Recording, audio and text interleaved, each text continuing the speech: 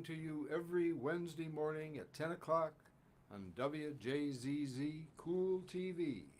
Also streaming on YouTube, Facebook, and Twitter. And I'm John Telford, your host. And let you know this. This email address is Dr. John Telford. That's my address. Dr. John Telford, EDD at AOL.com. That's DrJohnTelford,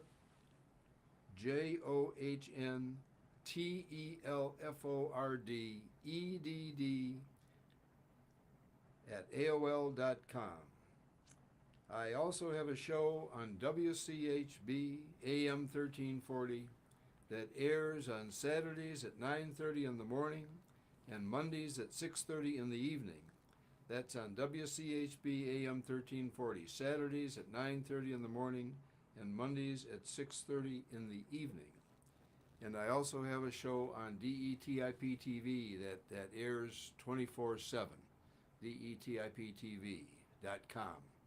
And actually, I'm on TV 33 also, on Channel 90, Saturday mornings and Thursday mornings. And I'm going to be hosting a social activist, author, actress, Biba Sheik today, and I'll be introducing her shortly. But first, I want to tell you a little bit about what happened to me last week. Last week, after this show was over, I had a premonition. And that premonition was so strong that it caused me to ask my good friend, Virginia Starkey, Miss V, to immediately take me out to Sterling Heights to where my first wife, Lynn Telford, was in hospice. So she took me out there. That was after this show 1 week ago, last week. She took me out, and we went into Lynn's room, and she was in there, and she was alive, and she heard me tell her that I love her. She heard me tell her that. That was my first wife, Lynn Telford. And then she closed her eyes and breathed her last breath. So I am still a little bit shaken by that, even 1 week later, because that shook me up big time. You know, I went out into the lobby and I told the person at the desk, the lady in room 137 has just died. So the lady at the desk called my daughter, our daughter, Catherine, and said to her, Catherine, your mother has just passed. And then Catherine called me, and she knew that I was with her mother when she passed. And this book here, Athletes, Activism, and Apple Boughs, a Detroit poetic epic. Athletes, Activism, and Apple Boughs, a Detroit poetic epic, I have dedicated to Lynn Telford and also to my other two wives, Gina Telford and the late Adrian Telford, whom we lost 2 years ago. So here I am now, a widower, having lost my beloved wife Adrian, and now I have lost my first wife, Lynn Telford. And this book is dedicated to all three of those lovely ladies, two of them now passed. And this book is about all the athletes that I raced against, the athletes whom I coached, the athletes who were my teammates, the Detroit Track Club, and Northwestern High School, and Denby High School, and the United States national team. And that's where the athletes part of the title comes in. The second part of the title, activism, is about all my activisms throughout my entire life, because I have been a social activist, a civil rights activist, a human rights activist, and that's what I have tried to be. The third part of the title, Apple Boughs, is about all of my interactions with the fair sex, over the 8 decades and plus that I've been on this planet. Some of them, some interactions that were beyond the pale that maybe I shouldn't have engaged in. That's why my first wife divorced me, to be real frank and honest and do a confessional here. Because when I was married to her, I also had interactions, to use a polite term, with other ladies as well, some of them married. But the apple boughs comes in because one of my favorite poets was Dylan Thomas, who wrote the famous poem that begins, "When I was free and easy under the apple boughs." So that is what this book is about. And also my other poetry book, my first poetry book, has some earlier poems. This poetry book being The Lifelong Poetic Prancings of Mad John. That was published by Detroit Inc. Publishing. So, with that preamble, let me say this. My name is Detroit. I'm a blue-collar town. Actually, this poem, is in the Downtown Monitor today too, or one of them is. It's not this actual poem. This poem though this is the poem. It's not in the current Monitor. There's another one of my poems in the current Monitor because I write for the Monitor. I write the Poets Corner in the Detroit Monitor. But this one was in. It was in a while back. And let me start it again. My name is Detroit. I'm a blue-collar town. Blue salt melts my mid-March snow. Speedy cars and sprinters spring from me. I father fierce fighters and funky music. In a Motown moment, I can spit the blues right back in a bureaucrat's eye. Have you never seen blue salt? No complex chemistry here. Only the old color of a new sky. And there's a new sky dawning on Detroit today because we have got Biba Sheik in the studio today. Biba Sheik, that actress, that social activist, that all-around excellent, I would say young lady, because compared to me she is. So Biba, welcome to the John Telford Detroit Show on WJZZ Cool TV. Thank you so much, Dr. John Telford. It's an honor to be here, and I thank you so much for inviting me. Well, I regard it as an honor for you to be here because I have always been impressed with you ever since I think the first time that I met you over at Sunanda and Joe Corrado's place over in Grosse Pointe, and we became friends then. And Sunanda is not co-hosting for me today because she was my co-host, and Char J is not well today. So, and I don't even have the lead-in music, the William Tell Overture. But you and I will do the show by ourselves today, and it will be a very good show. Tell us a little bit about yourself. Okay.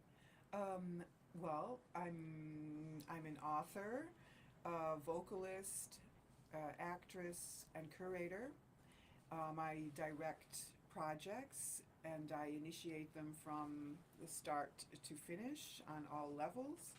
And content-wise, I'm delving into communities that are related to marginalization, while two-foldedly creating a form of expression that merges something that you could signify as healing arts together with poetic texts, with voice work and physical expression for performance purposes. So to sit with individuals or families or groups like neighborhoods and create a storytelling platform with them about, for example, someone's individual dilemma or the whole generational trauma is synonymous of transforming the heartaches and the wounds, transforming them into another vibration, into another energy of poetic, theatrical, and healing texts. So, on that way, when you call me some kind of activist, it's really in that sense because I'm not just sitting on a chair in my room like I used to in my 20s. That's how I used to write poetry. I mean, just sitting all night long, waiting for a word to arrive, because I was so concerned about having a great, authentic, cathartic experience every time I write a poem. And in poetry, you have to have just the right word. Yes, Who, yes. who, who was it who said that the difference between the right word and almost the right word is the difference between fire and a firefly? Oh wow. Who was it who That's said that? amazing. I can't. I'm trying to remember. I don't You know, know. at 87, sometimes That's some okay. You some of can't that retain escapes. everything. But tell me a little bit more about your poetry. Okay. Well, my poetry. So I'm just now, the book that I've just written has Is it gone a to book of printer. poetry? It's a book. It's like diary entries, Okay. poetry, Sure. and short stories all in one book. It's called Akashic Diaries, Detroit Oh. Degree Zero. Say that and again. Akashic Diaries, Mm-hmm. Detroit Degree Zero, and Other Crisis Writings. And it was commissioned to me by a company in France and Belgium, two entities, during the lockdown period of 2020. So the whole thing unfolded during the lockdown itself, and then um, they also made an album with with a sound architect and specialist in digital music as well as other musicians. So their recitations with the musical pieces. Talk a little bit about the etymology of akashic. Akashic. Akashic has there. I mean, different people say different words to describe Mm-hmm. what it is. Um, it's Akashic is like somehow the in between forces that are connecting everything together. So it's that which is somehow the truth. It's like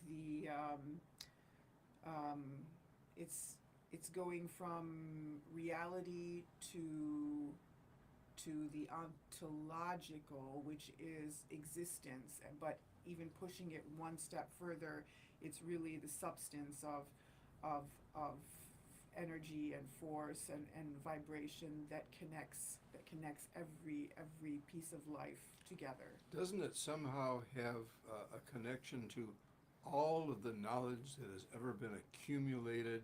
Mm-hmm. Not just human knowledge, but Mhm. universal knowledge. Absolutely, yes.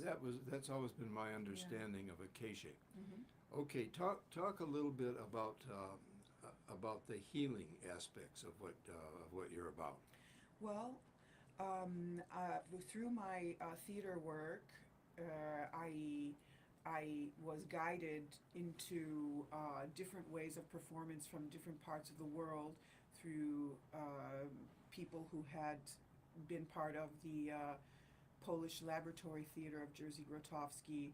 So a lot of it was based on generating energy, Kundalini energy, but never talking about it in the sense of something of only in the context of energy. It was always in the context of performance. So it always had the framework of performing arts and art. It wasn't like um, it wasn't going too spiritual in that sense. And anyway, that especially the voice work, because the voice liberation, to liberate the voice from very low to very high, like 8 octaves. You know, everybody can do that, but we've been in the music academies which have decided to categorize each person with a certain range, like you're soprano, you're alto, you're this, you're that, and this is another kind of voice work where the resonator is not here in the face. You can bring the voice out from, you can resonate it from different parts of the body, and it covers like all chakra work is definitely experienced within that, the energy centers in the body, and also being able to touch people with the voice, you know, the place you touch within yourself that you can feel resonating and vibrating is also where the audience member will feel it. It's a way of singing first to the sky or whatever anyone does, whatever their own truth is, and then after that it arrives to the public. It's not just singing with a microphone only to between you and the public. So anyway, with that kind of background, then getting So over. this isn't about nutritional health. This is No. this is about physical health in another way, mental health perhaps. It's a search for the identity structure of the eye. It's a research. It's anthropology. It's performance anthropology. So it's Okay. like doing a deep dive of different components of identity. It's and performance also. Like if people tell you, oh, it's good to walk before singing and get the heart pumping, it's like asking why. So try doing physical work for like 8 hours a day during 4 weeks, and then sing and see what the difference is and what exactly why that is, and what the potential of these rules that we have are. Lastly, I've come to the conclusion. I know it's an extreme conclusion, but I still do believe it's true. But I don't know if it could be any other way in the world we're living in. Once they put cinema and performing arts and a lot, those type of art forms into university curriculums and said, hey, you can study this here now, I think we started the downward spiral. I think that contributed a lot to the death of art that we're sort of feeling these Really, days. I would think Yes. that bringing it into the universities would enhance it. No, it cuts off a lot of potential and puts it in one box, and Oh, I see what you're and then saying, people yeah. start making assumptions. Like this has to be this way because that's how we are teaching it. Also, I mean, Well, I came to that academe conclusion can here. get pretty dogmatic sometimes. I Yeah. understand Well, I came that. to the conclusion here actually in the Detroit area, and I'm not afraid to say it because it's affected me a lot. That in the 6 years that I've been back here, after all the work that I've done with performance in different countries, okay, that nobody's done what I've done. I'm not saying that I did more or less. I'm just saying it's unique. Like what I've done is not something that other people have done, you know. But Well, I think we all have our unique niche Yeah. in our both in our activism and in our academic presentations. yeah, but I really think the people at the universities really need to, I don't know, take off their blinders, and I really think they need to understand what's happening in front of them sometimes, because 6 years of Wayne State, of Henry Ford, of what's the other one, Oakland. Oakland And Community the College and people Oakland just University, smiling those at are the you. locals. I feel like it's very Yeah. sleepy, and UMD. I'm going to have to pack up my bags and leave because I'm not. I mean, I've brought programs to these people with the top notch, whatever you can ask for in performance art, and they're still looking at me like it's just nothing, and there's nothing they can do, and it's how can you just leave me out there? How can you not understand that I'm just baffled, and I just feel like I have to say wake up. I just want to put them all in a room together and address them, and for me they're all now one thing, I have to say, though, I got to say this, very, Biba. very, very, very disappointed. Well, my experience has been the opposite. I've Mhm. taught at Oakland University. I've taught at Wayne State University. Lucky you. Mhm. Well, they pretty much let me do my thing. Well, that's Maybe good. they just weren't watching me that closely, I don't know, but maybe. the ones that watched me too closely were when I was a superintendent here and there. Mhm. They were not happy with me for bringing in black principals and directors, and Mhm. actually when I was in Madison Heights, superintendent Mhm. there, they didn't like that I brought in black kids at all from Mhm. Detroit. But anyway, Yeah. you're watching the John Telford Detroit show on WJZZ Cool TV, live streaming on Facebook, YouTube, Twitch, and Twitter, and other top social media platforms. Mhm. Like, follow, share, comment, and subscribe. And thank you for watching WJZZ Cool TV, the coolest station in the world. And before I forget it, I need to also say this. If I know what's good for me. Miss Virginia Starkey, fondly known simply as V, the proprietress of V's Boutique, offers a wide range of fine clothing and accessories for ladies.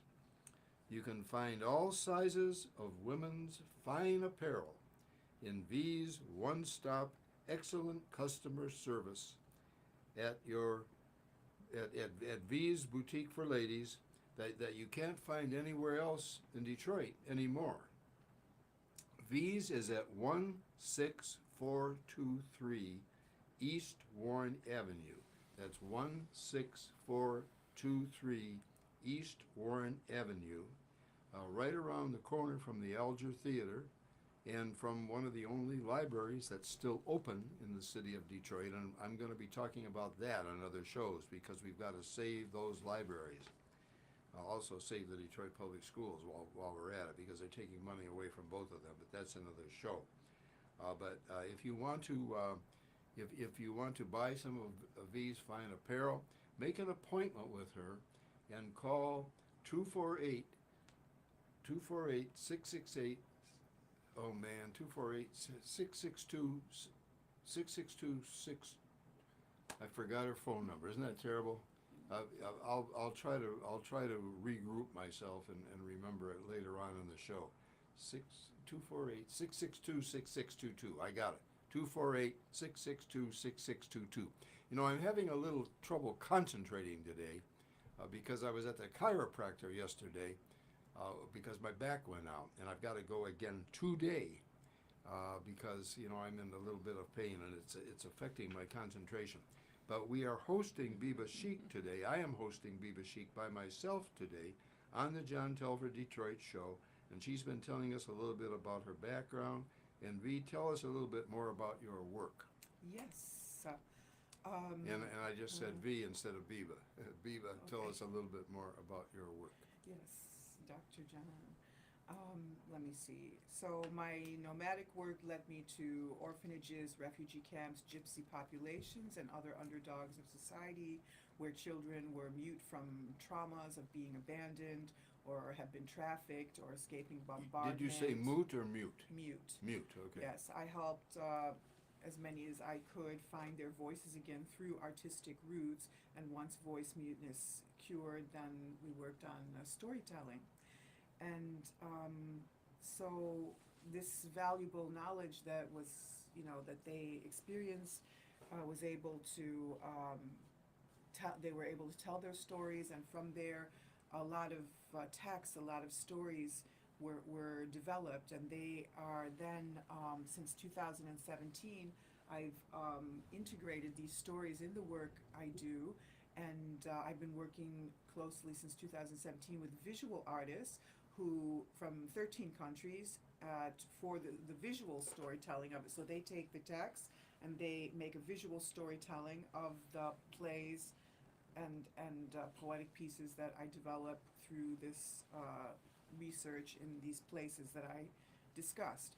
And then apart from that, then we take a group of people and do the theater production. Usually they're workshopped until they develop into into the final version, so it takes time.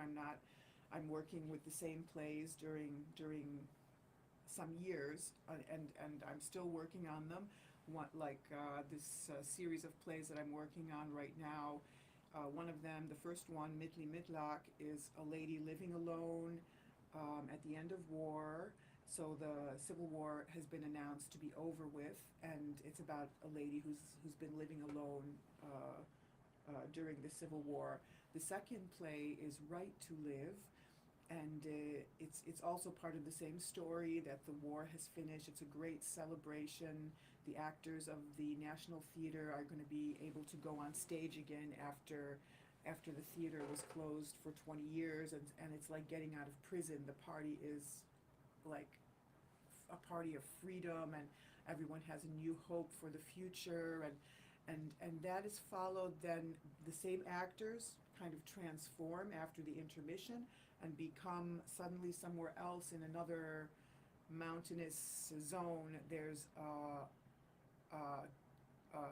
chemical weapons have been used on a population, and they have to suddenly take their children, take the old people, take whatever they can, and flee to the mountains. And they walk in the mountains in Exodus for months on end, sucking on the snow to stay alive, and trying to get to the borders of other countries like Turkey, and then they finally get there, but they're Gotta turned tell them to away. stay away from the Ukraine, though, right? Yeah, and then the third part of that is what I'm working on now with my internship program for students from different universities. It's called SEM Theater, and we have scholarships for them. There's a scholarship program, uh, and we're working on a play called Seed to Cedar. I've developed it with a grant from the Born Global Foundation, as well as Transcultures in Belgium, and it's now working with the same story. When this theater opens after 20 years, and all the citizens congregate, and the they have discussions first, because everyone's debating on what is the purpose of art in our situation and society, and what is important, and the refugee situation, and a lot of things that the citizens are debating in the theater, which is the only place they can congregate after a war. Anyway, after that, then the curtain opens, and they see the play for the first time after 20 years. They're seeing a play, and it's the Seed to Cedar play.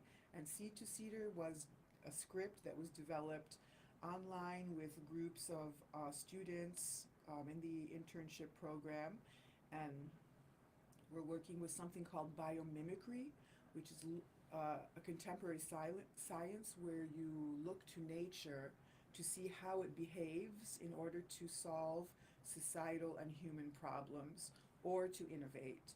How can new students avail themselves of this opportunity? How can they become involved? Yes. They can. How can they contact you? How are you contactable? Yeah, I can give you the Give them information, definitely. You can contact me at the email Biba, Biba dot mediterraneanfire@gmail.com. Biba dot mediterraneanfire@gmail.com, and our telephone number at the institute where I'm working is 248-550-2049. And Give that phone number again. 248-550-2049. And the email again. Biba, which is Biba dot mediterraneanfire@gmail.com. Is there an easier to spell email that you can share? You can also, let me see, another email. They're all kind of long, but I'll give you another one just in case you're having doubts if you got the right email. International Institute 04 at gmail.com. International Institute 04 at gmail.com. Yep. Are you a graphic artist? I am not a graphic artist. I'm luckily during the lockdown I was learning and I advanced greatly in graphic Mm-hmm. graphic So art. so you don't draw pictures or I do paint not. pictures? Nope. Okay. Nope. Yeah. I do. At least I used to. Uh-huh. I used to sell my stuff. I wasn't trained in it. I just did it. Mm-hmm. But let's ask this. Tell us some of the influences on your work and on your life. You know, who, what, when, Okay. why. You know. Well, yeah, I could. There's so many. I'd like to talk today about the um, the ancient storytellers of the Mediterranean, which are main influence. Um, so Aesop, maybe. maybe. Not Aesop. Okay. So Name some others. so these ancient storytellers, they would go from village to village, and nobody knew what was happening in their surrounding villages. And so this storyteller would go to the village and he would gather the stories that the people were telling them, and then they would go and present these stories in the surrounding villages. So they were kind of like almost like a journalist storyteller. Troubadour almost. Yep.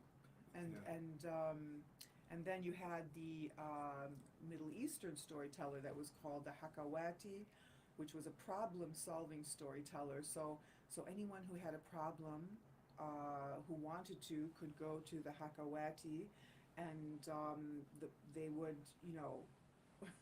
tell their problem, and this storyteller would work on this presentation, a performance, a storytelling performance, and then the public would become involved at the end and also help solve the problem of this person or these people. Then you have the Italian Commedia dell'arte, which was done with they each a lot of categories of society. What a headache. They symbolize them with certain masks and certain characters. So the storytelling would be based on this group of characters, and these group of characters would be in different situations. And then the Greeks, who the whole definition of theater comes from them, which is from the word drama, which is to take something that's deeply within and put it to the outside in order to cleanse or to heal, and that is the base of performance art. So storytellers, ancient storytellers, and when I met you, since I've been back in the States, as you know, I had that, I did talk about the university experience with me, because it's been a long time, 6 years, to wait to be invited to give a workshop or to work with students. I mean, you've got to be kidding me, right? Are you sleeping or something? So anyway, we'll let them go off in their boats. And so I met you when I was working with Extinction Rebellion, which was... Oh yes, talk Yeah. a little bit about that. What is Yeah. that? So in Europe, Extinction Rebellion is like a social movement. It's like a social. It's like based on the definition of a social sculpture, where every man and woman is an artist and has the right to create and sculpt their environment. So with the Is Extinction Rebellion, is that written out with a hyphen between no, the two words? no. Extinction Rebellion. Mhm. Talk a little bit more about how that title came to be and what it's about Well, specifically. from what I understand, the founders, they're activists, and they all were sitting in a cafe together, and they decided to tackle the big one, which is the climate crisis. You bet. That's Yeah. the That's the crisis of humanity which that is will about terminate humanity if we don't not do only something about humanity, it. Yeah, life, the extinction of exactly. life on Earth. There have been Exactly. 5 extinctions, and each one of them on this planet was related to too much CO2 in the atmosphere.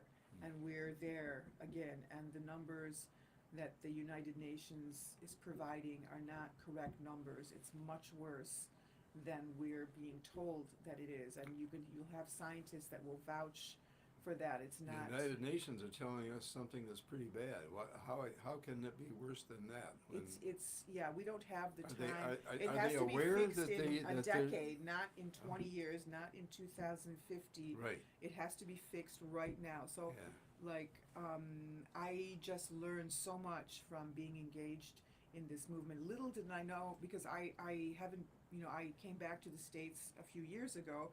Little did I know that in America, this notion of like this rebellion, which has like a playful quality or just a social gathering quality in Europe, here has like a almost like a insurrection, tone to it. So it's and people think it's like this is anger, and we don't have An to be angry. insurrection in the good sense. In the good sense. I don't know, and I yeah, mean, there are- and there's a lot more we had- people here that believe other things, like that aliens are watching the planet and they're They going to may help be. us. They may be. I hope so. And They and may all, be worried about what we're doing to it. Yes, Who maybe. knows? Yeah. So yeah, from that influenced my work a lot. The writing of in Akashic Diaries. A lot of it is based on the climate crisis and on the everything that took place during that 2020 phase with the George Floyd, and how it prompted a lot of communion and important times. And I've got to interrupt you just for a second because I don't want to forget to get this poem in. okay. Because you talked about insurrection, a necessary insurrection, in the good sense. I want to talk about one in the bad sense right Okay. now because in fact, I've gotten in a little trouble on my other show for doing this, but because the title of this poem is called Uncivil Warfare, and I wrote it on January the 6th, 2021. And as a matter of fact, its alternate title is The Turd That Hasn't Flushed. On this evil and fatal occasion of the Capitol building invasion, the traitor Trump's collusion demands his execution. God yet hasn't pushed the lever on the traitor Trump forever. And when God does, it's to be hoped that the lever is that of the gas chamber, or at least the electric chair, or perhaps he'll be the subject and the target of a firing squad, as Benedict Arnold would have been if he hadn't fled back to England. And that failing, because I'm afraid that that's not going to happen, let us at least hope and pray that this sucker spends the rest of his natural life in a federal prison instead of being allowed to run for president again. So that was my Trump commercial against the Retrumplicans in Congress, all of whom are cowardly, traitorous, not all, but those who are Retrumplicans. And I can't believe what's happening, Biba, in this country. But talk a little bit about the other countries that you were in and how long you were in them and for how many years.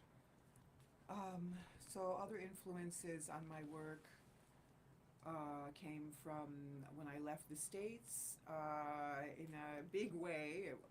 Well, first of all, before that, I had a great mentor when I was here in my teens who oriented me a lot with theater and even gave me really good techniques and it really enabled me to And who was find that? Who was myself. that? Her name is Tina Collages, and she was teaching at Lasser High School Okay. in Bloomfield Hills. Right. Yeah. And she touched many, many, many, many youths. So you went to Bloomfield Lasser. Yes, I did. Okay. And then coming from an Arabic family, being the oldest of 5 children, it was very, very gut-wrenching for my parents that I wanted to study theater, and it was a struggle, when I was 18. So finally, they knew that I was going to do it, and that I wasn't looking very good because I really wanted to do it, and it's my life we're talking about. You know how 18-year-olds feel and think, and so they decided to actually take me there themselves, and so and then we arrived there, right, and I remember I was on the train going to the audition, and this girl who was at the school that I knew, she said, meet me at Gare du Nord, a train station at such and such a time. And she said, and if I'm late, just wait for me. In Paris, in France. Yeah, right, okay. And I'm in this Gare du Nord station, which is big as an airport, and this girl is not showing up, and it's like, Oh, wow. and she's just not showing up. It's like Wow. we're now 20 minutes late for the audition, and so I have to go and find the exit and maybe take a taxi, which I've never done in my life. And the place was huge, and I was lost, and I was trying to stop people. So Paris in the 1980s, like trying to speak English with someone is like impossible. So I would literally try to stop like adults. I'm like an 18-year-old, and they wouldn't stop. They just keep, and I couldn't find the exit. I didn't know, what the word exit was, and the lady at the newspaper stand would like explain to me where the exit is, and I'd go and I'd turn the corner, and it would just be another long hallway. And I don't know how I made it out of there finally. And then I'm like on this huge like multi-avenue, this huge avenue, and I don't know how to take a taxi. And I flashed on like the movies, like when they go up. How good is your French? I didn't speak French at the time. Neither did I. I ran in Paris. I ran against their 200-meter champion, beat him too. Mm-hmm. But and I loved Paris. Mm-hmm. We had a chance to tour, the Louvre, the whole thing, when I was on the U.S. team. Yeah. But, what year was that? 1957 was the year. The great Paris. Long time. Yeah, I was on a touring team that year. We toured all over Europe actually. Mm-hmm. But my opponent in Paris was not a 400-meter runner. Usually I was running the 400-meter champion, but in France I ran their 200-meter champion, who incidentally was a black man who was of Haitian extraction. I'm trying to remember his name, but I can't speak a word of French. I can speak Spanish, and I can make myself understood in Portugal and in Italy with my Spanish, Yes. as well as in Spain. But French is not that similar to those other three Romance languages, and I know absolutely no French. But anyway, talk more about the countries you were in. Yeah, I was in France, and so I went to the school of Marcel Marceau, and that's where I was going to the audition. I finally made it, and they knew I was lost, and anyway, and What did Marcel Marceau do? What was he famous for? Mime. He was a mime. Yeah. Right. Yeah. Yeah, a French mime. Yeah. And the school, so they were very exigent on only mime, no acting, no theater, no talking, only mime. And I needed a little bit more than that. Oh, yeah. And so then I working with the Polish Laboratory Theater of Jerzy Grotowski in Paris. They were the exiled members from Poland were in Paris. Did he pronounce his name Jerzy or Hertzy? Jerzy. Jerzy, did he? Okay. Yeah. And so that was also going on there. So I switched from this American pop culture thing, which I grew up in, and this Arab girl with the paradox of the pop culture thing going on growing up, getting to Paris. This Arab American girl. Yeah. finding the Beat Generation, understanding William Burroughs and Brian Geisen, and these people that were from like America, but they were living in Paris, so I could understand how they Naked Lunch. maneuvered as Naked Lunch. artists. And- Burroughs. Yeah. You studied Burroughs? Yes, I was with members of the Beat some heavy Generation stuff. in France. Yeah. Yeah, and Jean Genet was a main influence Yeah, yeah. also. And then from the Polish theater, I switched modes and became more solemn than Dadaist. The way, before it was kind of like, funny, intelligent, and then I switched to a more solemn Russian feeling within me, a more solitude, working with great techniques, the voice work, discovering huge, discoveries related to my own being, and Shakespeare and Beckett and wonderful things. And then I moved to Berlin and continued working with the laboratory theater members, and the Berlin Wall fell 3 months after I arrived there, so I witnessed also the end of the Cold War and the East Berlin and West Berlin uniting. I met people from East Berlin as well, musicians. Are you still in touch with some of those folks? Yes, I am. It's amazing. Mhm. I was in touch with Giovanni. Well, that's a whole long story. I'm not going to get into it. I was in touch with Giovanni Scavo, who was a great champion. But I've just got the signal. I have been interviewing Biba Sheik, the fascinating Biba Sheik, on the John Telford Detroit Show on WJZZ. You've been listening to the John Telford Detroit Show. I don't have my co-host today, so I did it by myself on WJZZ Internet Television, coming to you live every Wednesday morning at 10 o'clock. Also streaming on YouTube, Facebook, and Twitter. And read my commentaries on the schools and other vital topics in the Telford Telescope column in the Detroit Native Sun newspaper, and also hear me on my other station, WCHB AM 1340, every Saturday morning at 9:30 and Monday evening at 6:30. That's every Saturday morning at 9:30 and Monday evening at 6:30 on WCHB AM 1340. And tune in next Wednesday morning at 10 o'clock to the John Telford Detroit Show here on WJZZ Cool TV. And next week I will have my co-host, Char J back. We will be interviewing one of my old track stars from U of D. He was a state champion also. That's Joel Selentine.